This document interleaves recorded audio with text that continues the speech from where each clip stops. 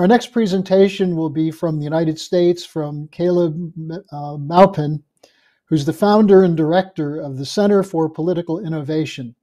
And his topic today is the crisis facing U.S. society. Caleb? Sure.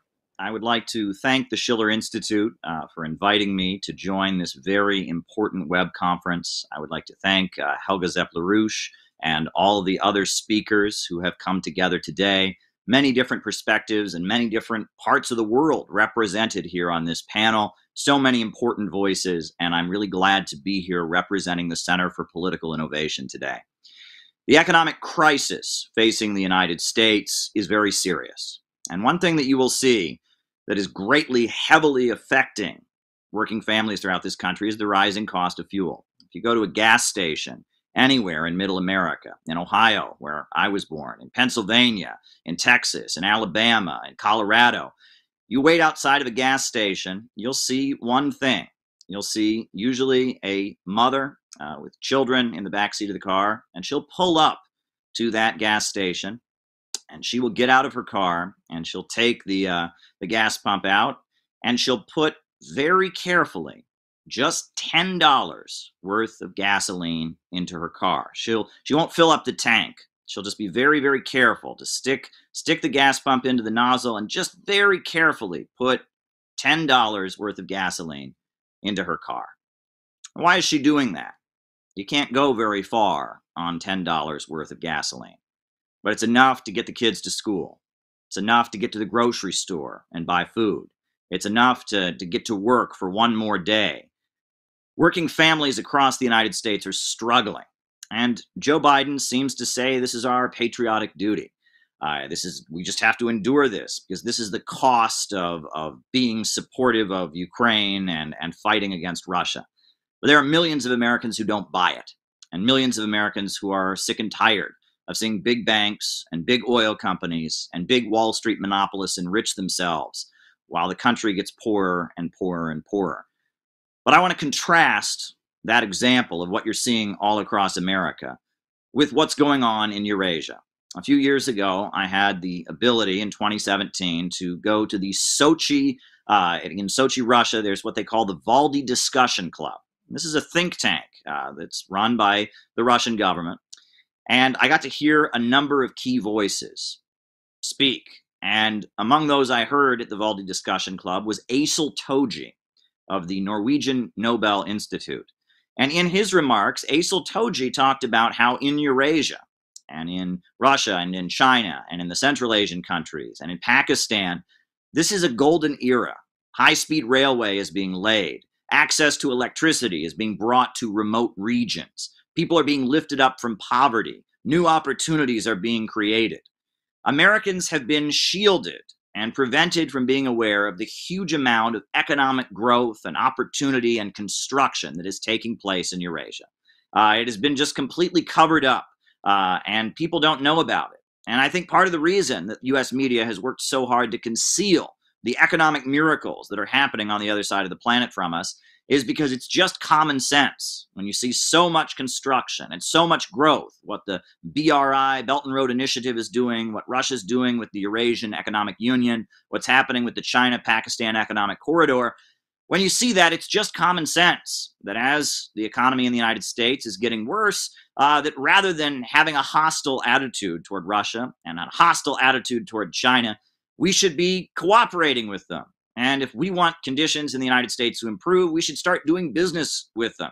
And we should start trying to figure out how we can get some of that growth to come over here and how we can cooperate and have joint ventures, how Russian companies and Chinese companies can team up with American companies to make life better in the heartland where our roads are crumbling and where the water treatment facilities are falling apart, where the power plants are in shambles. It would just be common sense to have Russia, China, and the United States working together to build a whole new country.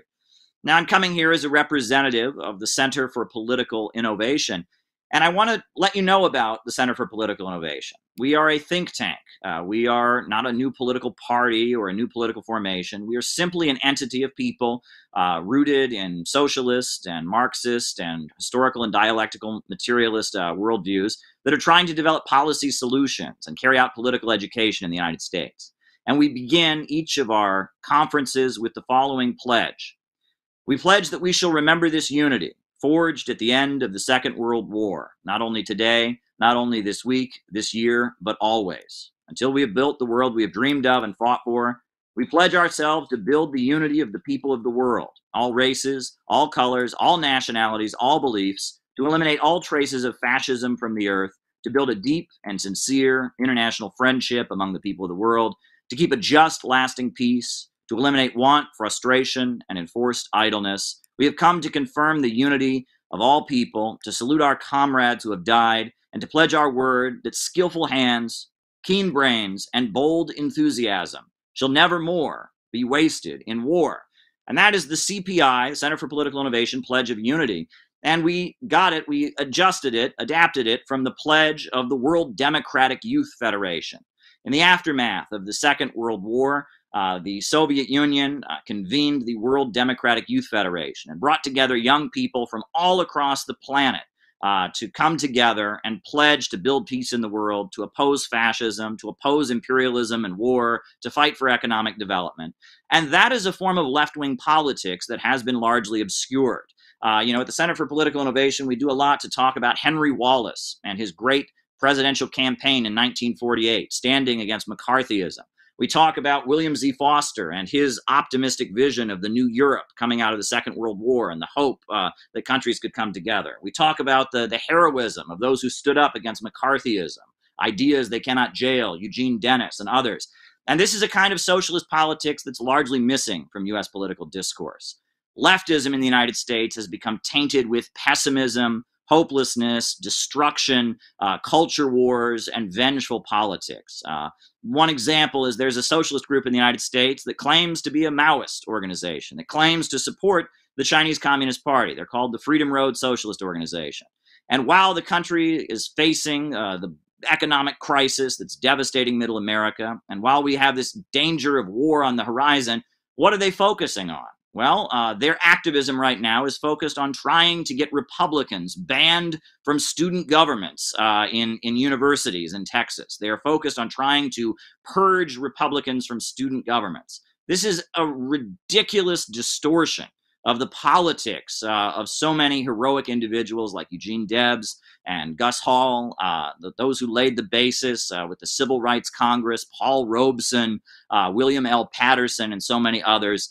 This destructive cancel culture leftism is a complete distortion of what so many people who believed in socialism, believed in Marxism, and had an optimistic output stood for. And it's in that light that I want to thank the Schiller Institute for convening great conferences like this. I want to thank the LaRouche organization for what they have done. And even though we have a different worldview, we're coming at things from a different perspective, I must say that your organization has been a great source of inspiration. I actually wanted to hold this up. I was very, very excited when I got my copy of the collected works of Lyndon LaRouche. I was very excited to get my hands on it, but I was a little bit disappointed because when I opened the table of contents, I discovered that I already had owned every book and every text that was reprinted in it. And you can be sure that the experience of the Schiller Institute and of the LaRouche organization and the history of the National Caucus of Labor Committees and the organizing that was done in times past and continues to go on by the Schiller Institute and by the LaRouche organization is definitely a source of inspiration for the work that we are doing. We are definitely learning from so much of the great work that has been done by your organization over the years, and we appreciate the ability to cooperate on things we agree on, like rebuilding the country with infrastructure, like building understanding and international friendship and cooperation with Russia and China, like opposing the drive for war and political repression. And I really am hopeful that despite all the pessimism and despite all the distortions we're currently seeing in U.S. politics, that something optimistic can break through. That there are many people in the United States who don't buy what Joe Biden is saying, don't buy the degrowth agenda that speaks in the name of socialism and leftism, and instead would like to challenge the powers that be and fight for economic growth and construction in this age of darkness and pessimism, and look to Eurasia for inspiration. There was a friend of mine who was a German anti-imperialist activist, And he told me about how back in the 1980s, he used to see campaign posters for organizations aligned with Lyndon LaRouche and with the Schiller Institute in Germany. And they would have images of railway and trains across Russia and China going into Europe. And they looked at these posters and they thought, this is crazy science fiction. This is delusional. And now he looked back on that and realizes just how right and how much of a visionary Lyndon LaRouche was. That he really did understand the way the world was moving. In one of his books, I believe it's Earth's Next 50 Years, he talked about the Eurasian future for the planet, and that there was a huge amount of deep understanding of how the world works, of what motivates people, and where the world is going in the writing of Lyndon LaRouche, and there's plenty that can be learned from it. And it's very clear that the reason Lyndon LaRouche was put in jail was not for any crime he committed, but because he stood up to the forces of destruction and pessimism. And that's why he was put in prison. Exonerating Lyndon LaRouche and making clear he was not guilty of the crimes of which he was convicted is something that should happen. All political prisoners should be freed in the United States. And instead of jailing political activists, and instead of keeping political activists from the Black Liberation Movement or the Native American struggle like Leonard Peltier and others in jail, we should begin investigating the crimes of American intelligence agencies and the crimes of the FBI and the COINTELPRO program, what they've done to progressives throughout U.S. history. So I want to just end by saying, and going back to what I started with, that image of those children in the back seat of the car where the mother's filling up the gas tank with just $10 worth of gas. And I want to remind people that that's who we're fighting for. We fight for the millions, not the millionaires. We fight for a United States where working families can have justice and can be seen as an asset, and all people are given a place in an economy that marches ahead and builds a whole new world. We're fighting for a society where human beings aren't viewed as animals or economic calculations, but rather as creatures with great creative potential to build a new world and to create great discoveries and innovations. So I want to thank you from the bottom of my heart for this invitation, and I look forward to the discussion at the conclusion of hearing from the other speakers. Well, thank you very much for that, Caleb. And you'll be with us for the discussion period. So if people have questions, again, send them to the banner that you see on the bottom of the screen. Well, let me move. I'm going to bundle two together because we're somewhat short on time. But someone wrote, why is no action being taken to address the danger of 1 billion people starving to death due to sanctions from the United States? And a second question along those same lines, how can an ordinary person contribute to establishing a new security order? Caleb, why don't we start with you? Sure. Well, as far as the second question, how can an ordinary person contribute to establishing a new security order? At this point, it is very important that every person learn to challenge the lies that we are being spoon-fed. You know, every day coming out of our cell phones, there is just a wave of anti-Russian propaganda. It's coming at us from Twitter. It's coming at us from Facebook. It's coming at us from our televisions and from our laptops. And the only thing that many of us have is our own voice. And many of us know that these biolabs that U.S. media pretends don't exist are in fact real. And Victoria Nuland acknowledged them on the floor of Congress. Well, we have a responsibility to step into the uncomfortable situation and tell our coworkers about those biolabs. We have a responsibility if we go to university to raise our hand in class and tell our classmates about those biolabs. And when we hear Russia accused of these crimes that now it's very apparent they haven't committed, like, you know, this allegation about the Bucha massacre and other allegations that have been thrown at Russia, we have a responsibility to use our individual power as a person to stand against the grain. The greatest heroes throughout history are not people who just went along with how things were going. You look at Joan of Arc, you look at Dr. Martin Luther King Jr. These are people that took unpopular stands and said things that were quite cancelable. But they knew they were true, and they knew that the world was going in a dangerous direction, and they stood up and said things that were not popular. And that's what we need people to do. We need people to take a stand and become heroic and not be afraid to say that the Azov battalion, this division of the Ukrainian military that is made up of actual Nazis, is not worth the support of the American people, and that not one single American life should be sacrificed. Not one single American should be sent to die in Ukraine to prop up a regime that tears down World War II memorials, impoverishes its people, and is working with the Pentagon on these mysterious biolabs that now we're being told they're trying to tell us they don't exist. People need to be heroic. Now, as far as the first question, that was about what hope is there. I think at the end of the day, in the United States, there are a lot of small business owners. There's a lot of small farmers, like we just heard from here on the panel. There's a lot of people who own their own company. There's a lot of tech startups, and there's a lot of people who want economic growth. And they're seeing how the big monopolies, the Rockefellers, the Carnegies, the DuPonts, the Silicon Valley tech giants, the big banks, they have a strategy of keeping the economy wrecked as long as possible and securing their monopoly. And that strategy stands in opposition to what's going on in Russia and China. In Russia and China, they believe in economic growth. And, Marxism has changed a lot since the Cold War. Deng Xiaoping said, poverty is not socialism, but to be rich is glorious. There's an understanding that while it's important for the means of production, the banks, factories, and industries to be organized to serve the people and for there to be 5-year economic plans and economic development directed by a government that fights for working people, you still need a private sector. You need hotel owners. You need small farmers. You need restaurant chains. You need tech startups. And that an alliance between the members of the middle class and the small business owners who believe in growth and the working class and the labor movement who don't appreciate what Jeff Bezos is doing and how he's treating his workers, that's the way forward. And that it is the big monopolists, the huge corporations, the banks, the oil giants that are trying to roll back human progress. They are the enemy of all humanity.